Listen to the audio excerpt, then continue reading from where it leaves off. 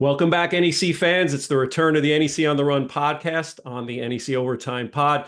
This is a big one. We have back from Paris. We welcome the Olympian himself, Salif Mane, the FDU triple jumper. Salif, thank you so much for spending some time with us. So excited to get to know you a little better. Thank you. Thank you for having me. Thank you. All right, let's just start for people who may not know. I'm just going to go through your resume quickly here. A 13-time NEC champion, 7-time All-American, 6 times in the triple jump, once in the long jump, 2024 NCAA national champion in the triple jump, Olympic trials champion, and then as we saw earlier in the month in Paris, 6th place in the Olympics. What a whirlwind this has been. If I asked you to describe the last couple of months in 1 or 2 words, what would you say? Fast paced, and just incredible. Awesome. So you received so much well-deserved coverage over these last few months, locally, nationally, telling your sort of your origin story and the lead up to Paris. So I want to focus mainly on these last couple of months, but to set the stage for people who may not know, I want to actually get into your background just a little bit. I look back in high school, you were a PSAL athlete at Taft High School. Um, you broke the record, the PSAL record in the triple jump in 2019 at Taft. Went over 51 feet, 15 and a half meters. That record had been held for 37 years by actually someone who went to my high school at South Shore, which is kind of crazy when I looked that up.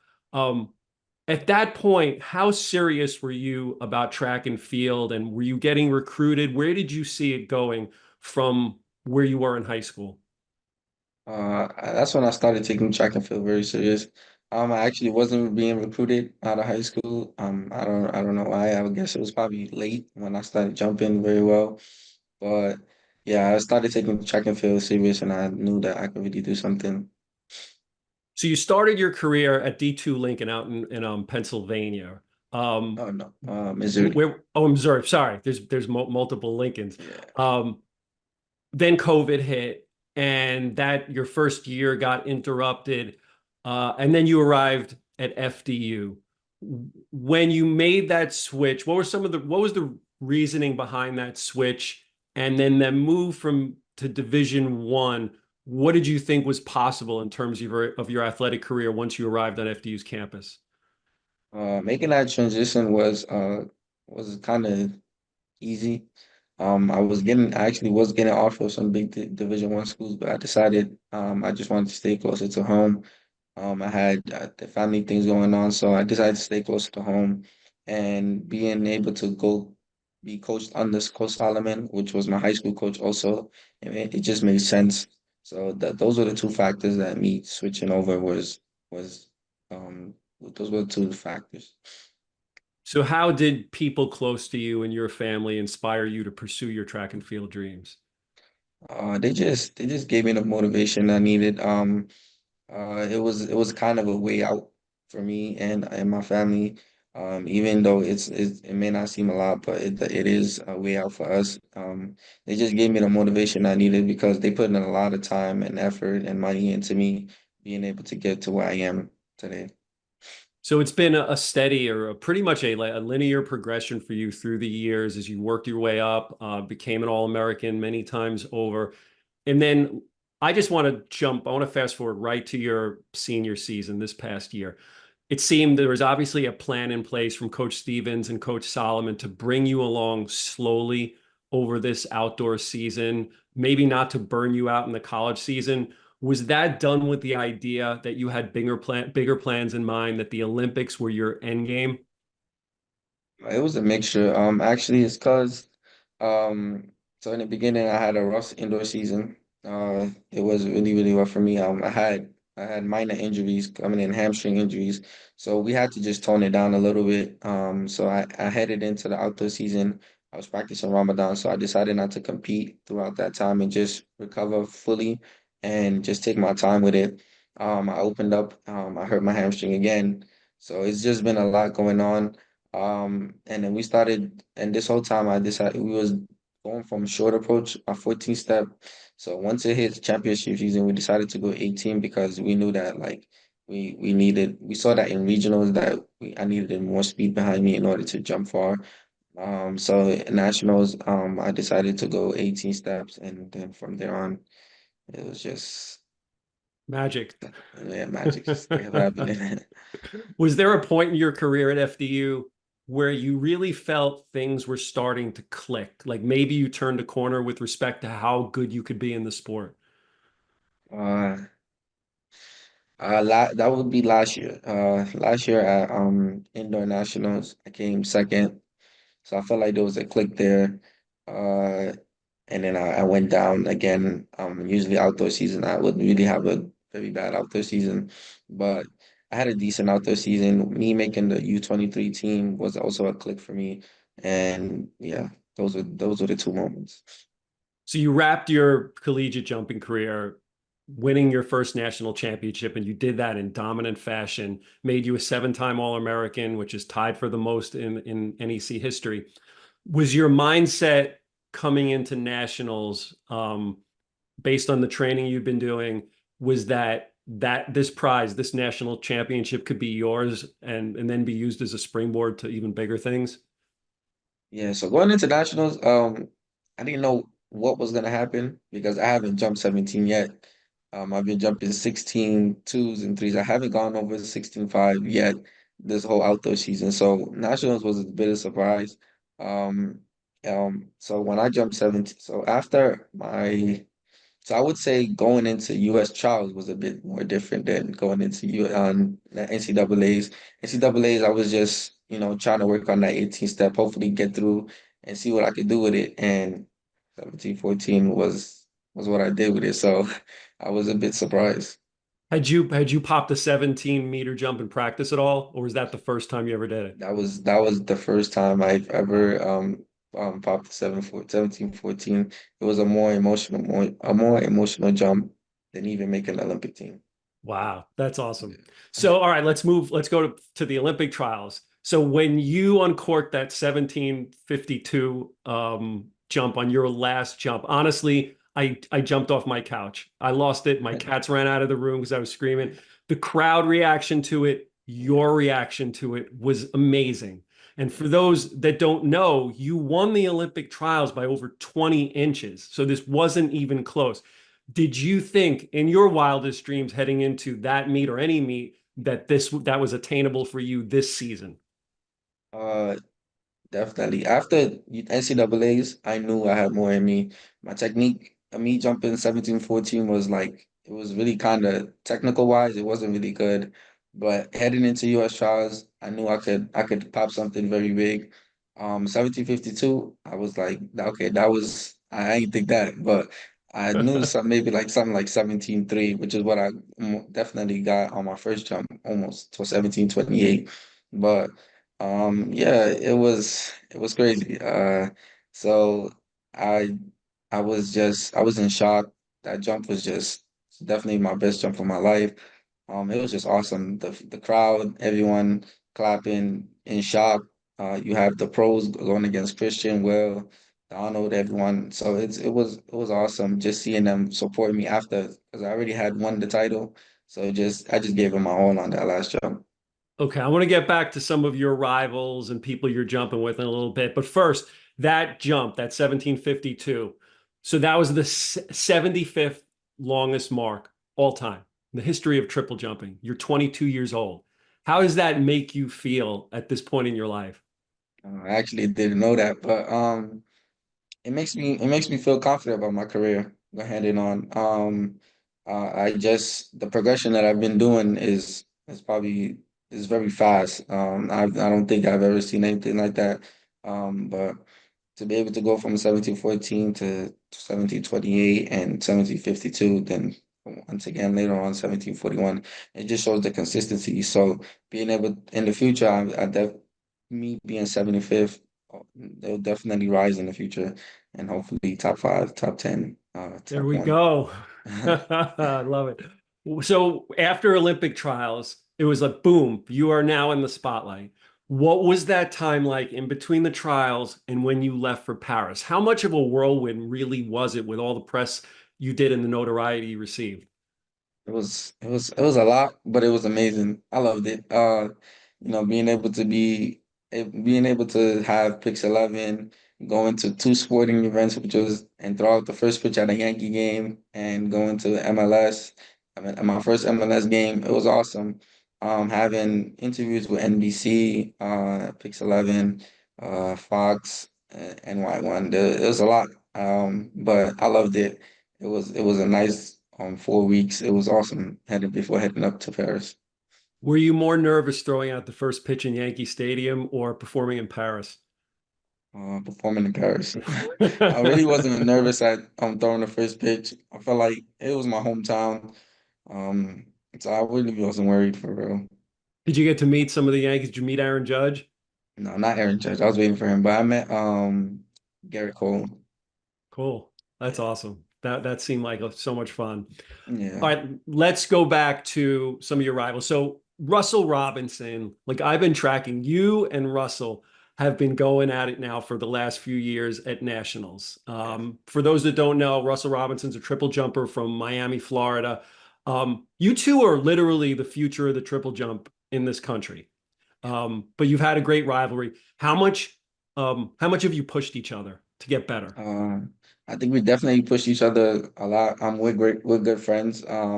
So we just being able to see each other just progress at the same level is amazing. That just gives us the push heading into every competition, knowing that we have to worry about each other and giving our best performance. And definitely in the future, next year, we'll be definitely be making teams together again, and we'll definitely be pushing each other moving forward. Your rivals at nationals and Olympic trials, but then you were teammates in Paris. What was it like getting time to spend with him and develop a friendship? Yeah, actually me and Russell were roommates in Paris. So it was nice. Being able to know him off the track.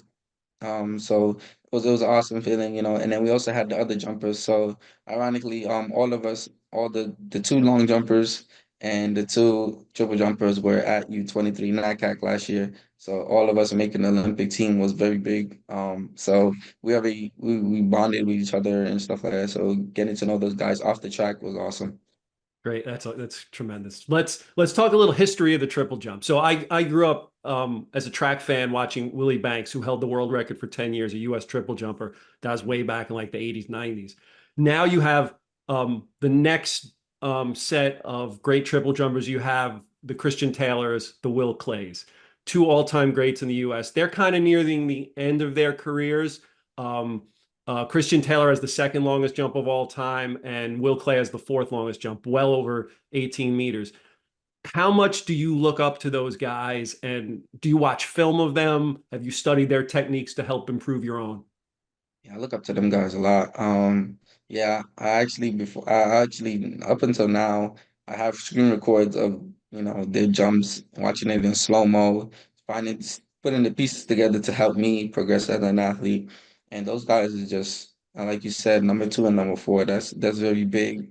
Those are the greatest super jumpers in American history, and I hope to follow in their footsteps.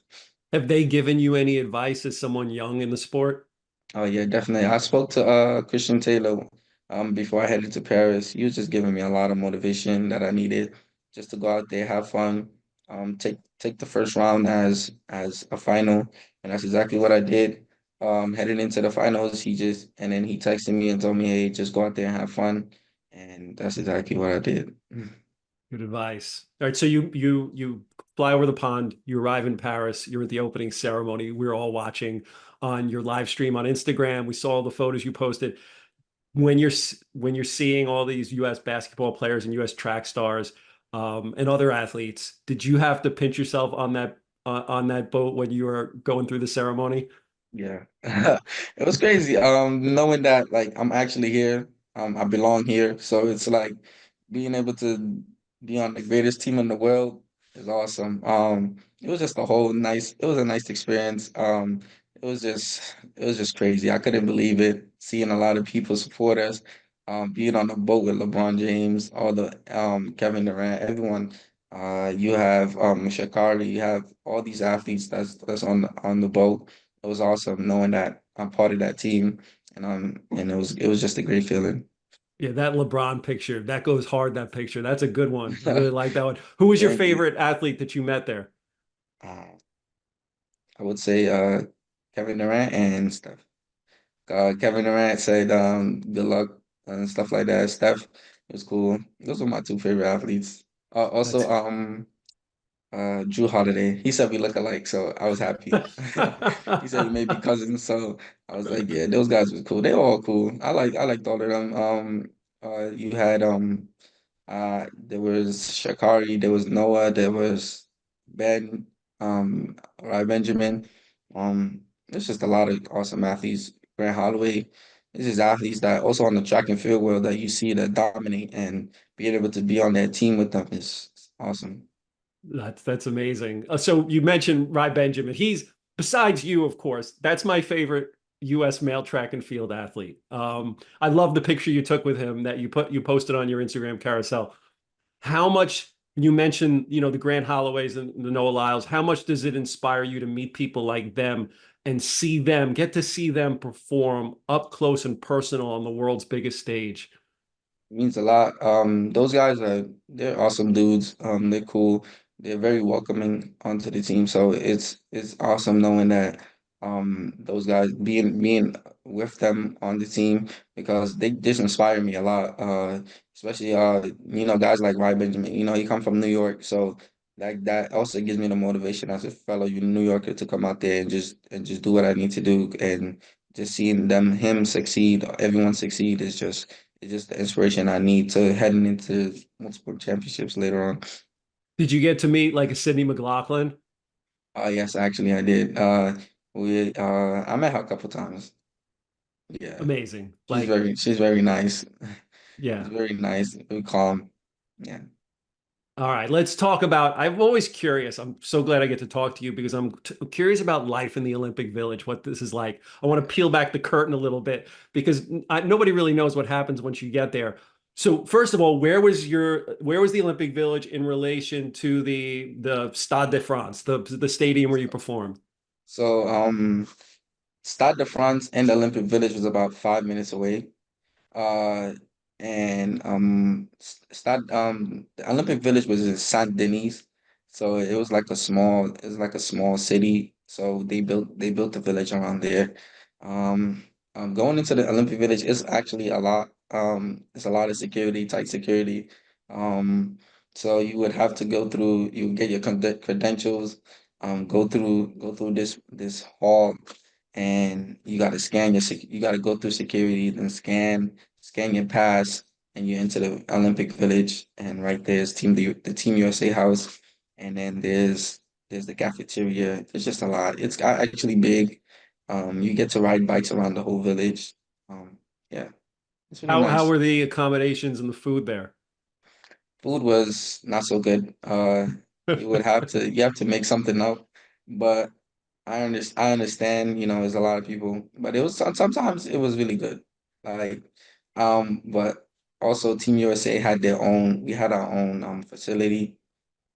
So we had our training facility, which was our indoor and outdoor track where we trained before competition, and there's also cafeteria in there which had really, really good food. So we would go there for lunch and sometimes dinner if you would like. There was a Were bus that there transports you every day.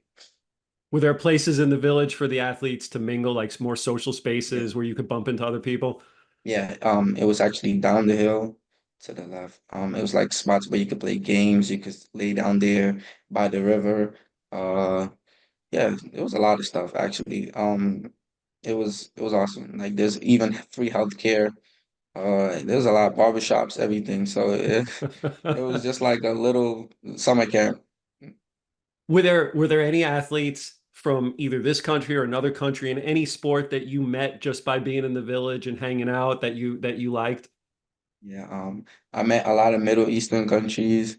I met Simone Biles. Simone Wow. Biles is actually in my building.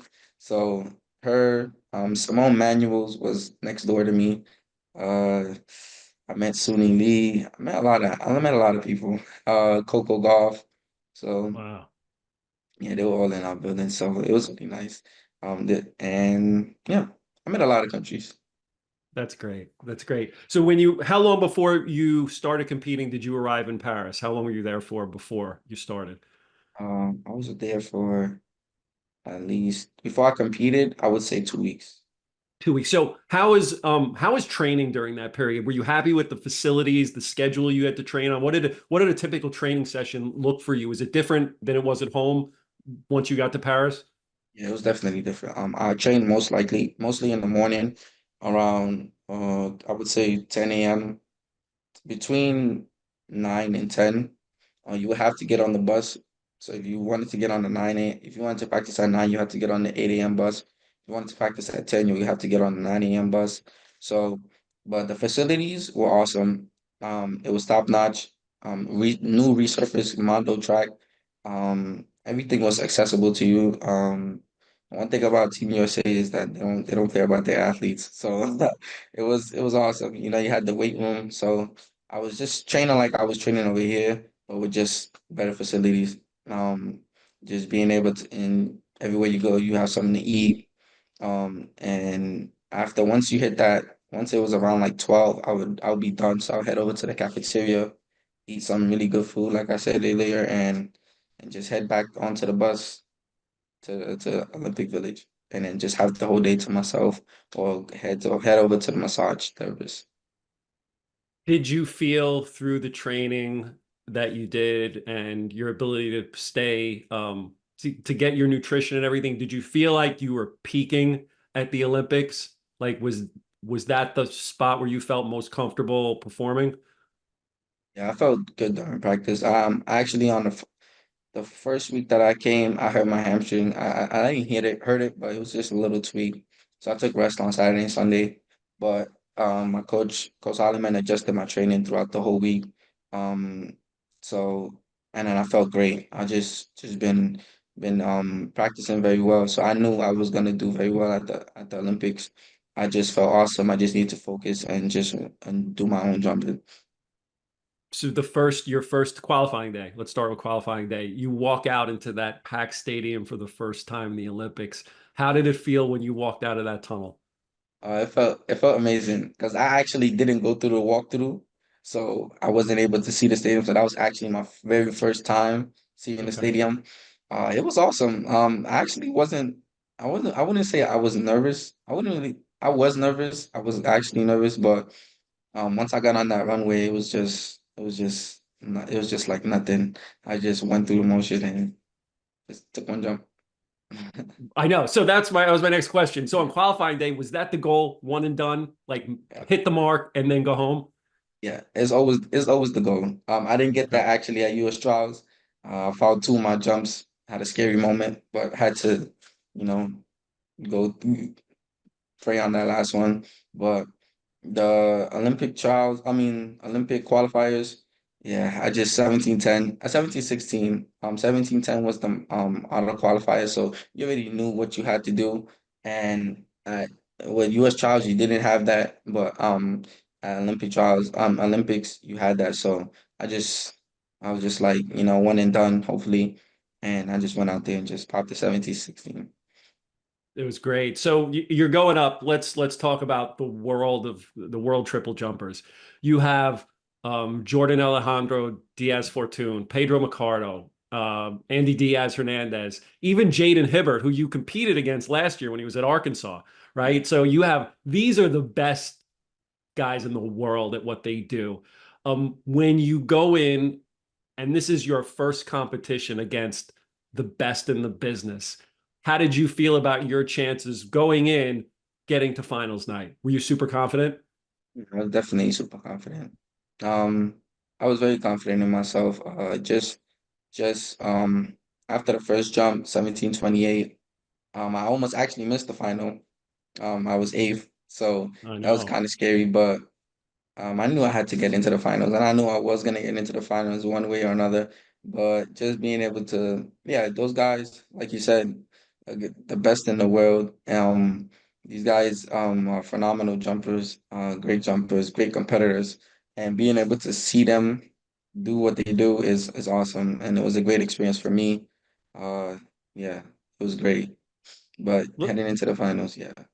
Okay, let's for a second, let's just talk about the triple jump. Now, question one will be how grueling is it jumping 6 times at an elite level like you do? And I ask it because you pop your personal best in the final jump at the trials. And then your second best all-time jump came in your final jump at the Olympics, jump number 6. How grueling is it to go through that? And why do you think it is that you're not doing it sometimes in your first, your second jump, you're doing it on your last jump?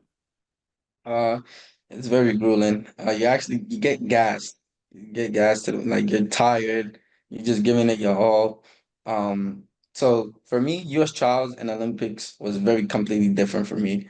And in U.S. trials, I took I actually took 5 jumps. I passed one. I passed my fourth jump. So that gave me time to like breathe and get back into the motion. Then I took my fifth jump. I fouled, but it was a really good jump. It was just a tune-up. I already told my coach that it was just a tune-up jump. Whatever happens, happens. I went into my sixth jump and popped out to 17:15. But in the Olympics, it's completely different. I didn't want to pass because I wasn't sure if I was gonna make the final. Like I knew I was gonna make the finals, but I just wanted to be safe. So I took the first 3 jumps, um, and then after that, I made finals. But the thing is that they don't stop. They just continue. They keep going and going and going. And I was the eighth person. That was the first time I was ever the eighth person. So I went in and I was already tired. So that jump, I was just like, you know what? I'm not even gonna go hard. Just jump because you're tired right now. I was breathing heavy. I was already in shock that I made the Olympic final. So I was just hyperventilating, just breathing like that, and I just decided to just jump. And then my fifth jump, don't remember what I did on my fifth jump, but the sixth jump, I just gave it my all. It was actually raining, so they had to wipe out. So I was just standing there for a minute, and I just went through the motion and just gave it my all. 17:41. That's it was it. So that was your second best jump that Yeah. you ever did. How much, again, I want to get into the mindset of a triple jumper. How much in between jumps are there adjustments you can make along the way? Can a coach help you along the way from jump to jump? Yeah, definitely. Usually they will record you coming down. So for us, it was Coach Stevens will be recording, and then he would send it to Coach Solomon, and then we'll watch it from there because you can't really see when you're down in the coach's box, you can't really see the whole runway. So it's Coach Stevens recording from somewhere, and then sends it to Coach Solomon, and we just adjust from there. But usually Coach Solomon knows what to adjust from the fly, just by seeing it. So yeah, he just does what he does, and I just listen. How much prep goes in your training to hitting that board as close to like, the foul area as possible without going over? A lot. We work on run throughs every time. So we have 3 days where we're jumping. So one day is always usually dedicated to run throughs, and then the next day we will do like a couple run throughs just to see where we're at. And yeah, so we basically work on run throughs about 2 times a week. So a lot of preparation goes into that. The run is very important and it's not just about hitting the board, but you can hit the board but still not feel comfortable with the run. So it's all about being comfortable and hitting the board at the same time. Once you get that, I feel like yeah, you and your technique is good, you'll definitely do something big. Sometimes I see, you and others, you pump the crowd up before you jump. How much can the crowd kind of help propel you through the air? Yeah, they help a lot. They definitely help a lot. Getting the crowd into it. So these last 2 meets, getting the crowd into the claps is probably the best claps I ever had in my life, especially in Europe. It was actually crazy. They love athletics, which is what I love Right. about them. So it don't matter what event you're doing, they're gonna clap. When I was in NCAA and stuff like that, it was hard for me to get claps because I'm from a small school, like nobody knows me. So you have to wait until you get a jump in just for them to see like if you're good or not. But yeah, USA's and Olympics was my best claps of all time. I loved it. It was awesome. Okay, I'm going to get back to Europe and European crowds in a little bit. When going back to the finals in the Olympics, you wound up finishing sixth. Were you satisfied with your performance there? Did you feel there was you left something on the table, or were you good with where you wound up? Uh, Good way I wind up, but I was excited. At that moment, I was like six. That's awesome. It's the Olympic final. Not a lot of people get the chance, and Yeah, your season was awesome. It was great.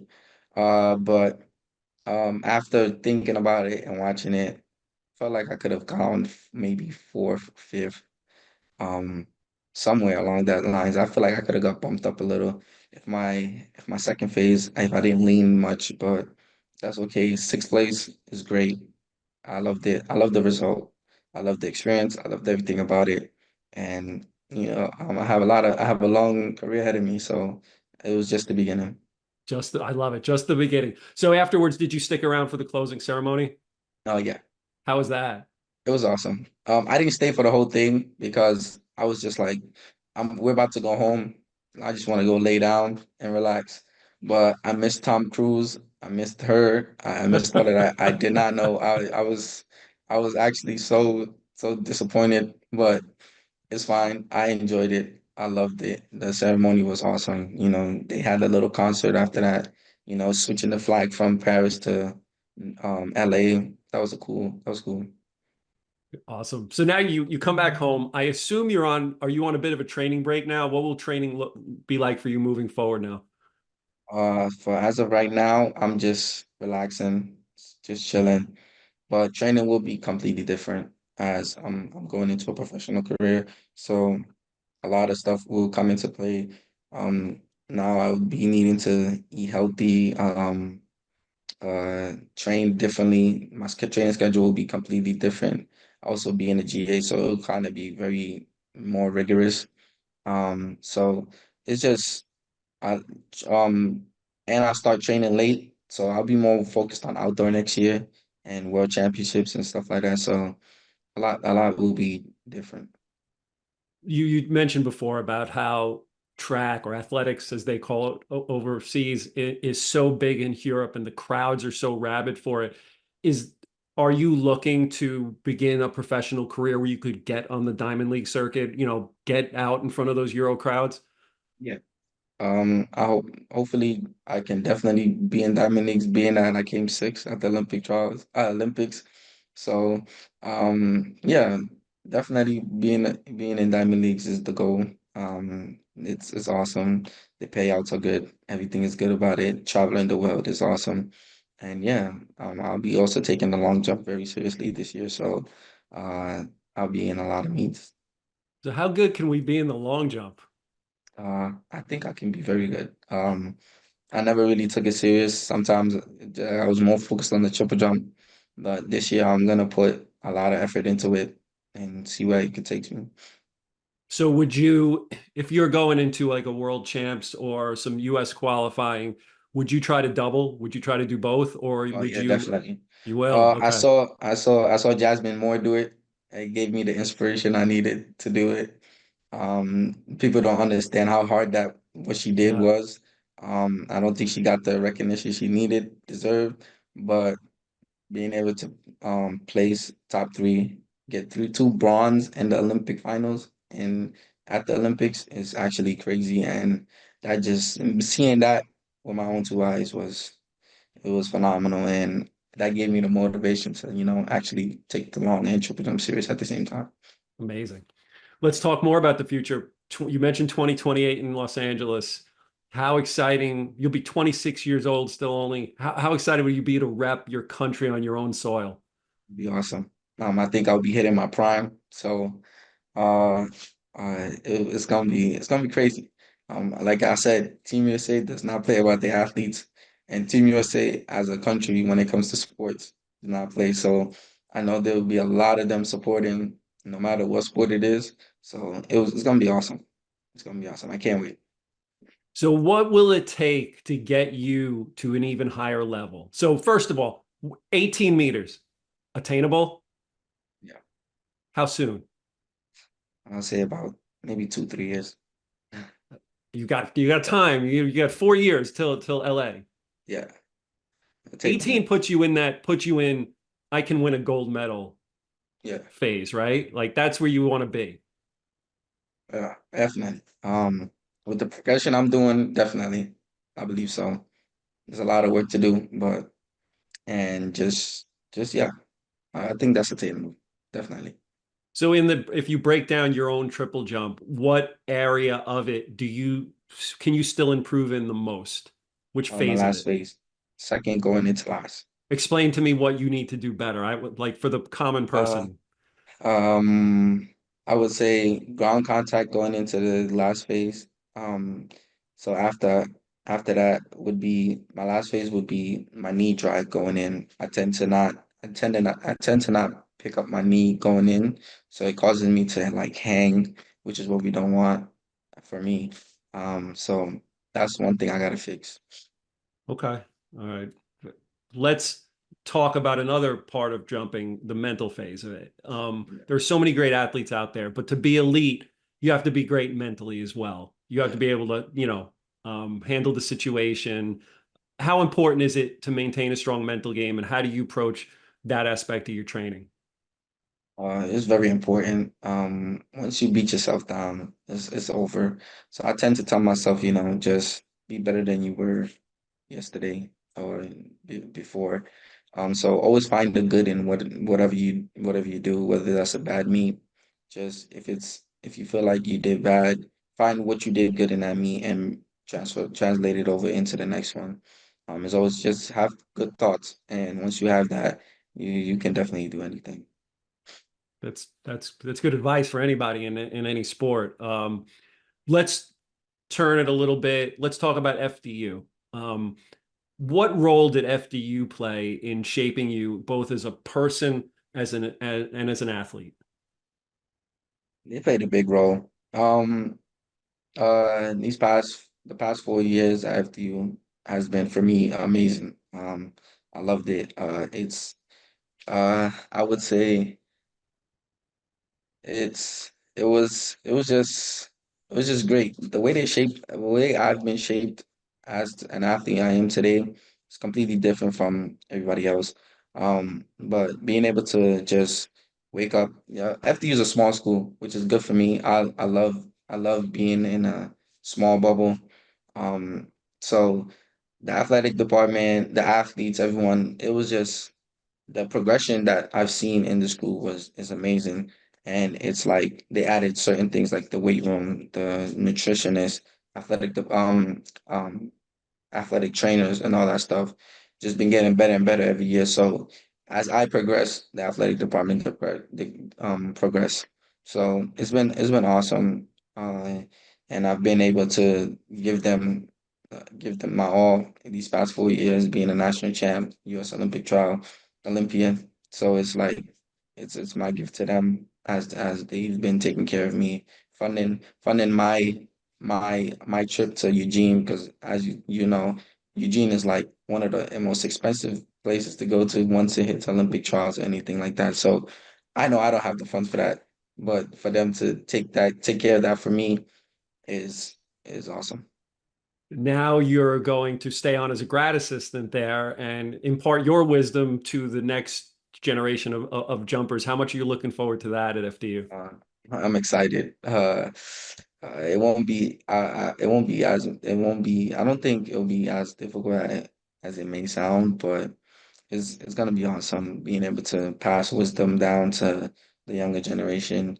Well, they're my generation, but the younger athletes. It'll be awesome. Let's talk about your history within the NEC. So before my time, I've been here a long time. We had a runner named Peter Rono who won gold in the Olympics in 1988 in the 1500 meters. He Yeah, was a student athlete at Mount St. Mary's. And then over the last, you know, my time here, the last quarter century, say we have Brendan Rodney, the LIU student athlete, who's now a three-time yeah. He just won medalist. gold. Yeah. Yeah, he's won it all there, for Canada. Now it's your chance to add to this conference's legacy in the sport of track and field. How do you think the achievements of like yourself and Peter Rono and Brendan Rodney can influence the current and future generations of NEC track and field student athletes? Um, it just those guys it's the past, but us as as NEC grades, it's very important that the athletes see us succeed like this. It will give them the motivation that they need, that they don't really necessarily need to go to a bigger school and stuff like that, because track and field is completely different from every other sport. It's as much as we want it to be a team sport, it's an individual sport, and it's really all about you and what you can do as an athlete and what you can contribute to your team. So being able to have just the right coach and being able to just have the mindset of being a champion is what you really need to succeed as a athlete anywhere, even here in the NEC. So it's like it's very important that just the athletes just find the right home for them, and just being able to have the right mindset going into every single meet, and just succeed the way that they need to. Because definitely, I feel like every NEC athlete is capable of doing what Brendan, and what was that other guy name? Peter Rono. Peter Ono did as NEC athletes. That's awesome. I love hearing it. Let's talk about your academic side. You civil engineering major at FDU. Down the line, when your jumping career is over, hopefully that's way down the line. What's in the future for you outside of track and field? I would love to continue my project management career. Um, I'm still getting my master's. So the reason I actually became a GA was to get my master's in business leadership and management. That was always the main goal. I was most like you, I was putting education ahead, but to get leadership and management under my belt. And at the same time as competing in my professional career, I will be trying to work as an engineer part-time. That's So great. yeah. I'll give you this is the last thing. I'll give you the final word here. What would you want to say to the coaches, your teammates, your friends, your loved ones who supported you and have been with you throughout this journey from someone so young, just starting the sport, to where you are now? I just want to say thank you for believing in me. I know I'm a late bloomer, so it's like everything I've done is always late. Whether that's growing, my success is always late. But being able to be patient was what led me here. And I really want to thank everyone, my family, FDU family, the NEC, everyone just for supporting me and giving me the coverage and the love that I needed to be able to go out there and compete every day at the highest level. Thank you so much. It's been an amazing journey. I'm sad that it has ended, but the NEC don't gotta worry about me no more. Yeah, it's okay. Yes, someone else is going to win the triple jump this year. Yeah. Well, the journey's not over. It's the journey as a collegiate athlete is over, but not as an athlete. Certainly not what's in your future, occupational wise, or starting a family, or whatever it is that you want to do down the line. We're excited to have been a small part of this here at the NEC, to watch you come along. And when we just say Salif Mane Olympian, it's an amazing ring to it, and it gives me goosebumps just thinking about it. And we're so proud of everything you've done at FDU. Thank you so much. Thank you. All right, well, there you have it. That's Salif Mane, FDU Olympian. You heard it all. Hopefully, we can get you back down the line Mhm. when you're furthering your career. We could talk again, but this has been so much fun, and we will see you soon. And thanks for joining us on the NEC Thank you on the so much NEC for having Overtime me. podcast. Thank Thank you. you.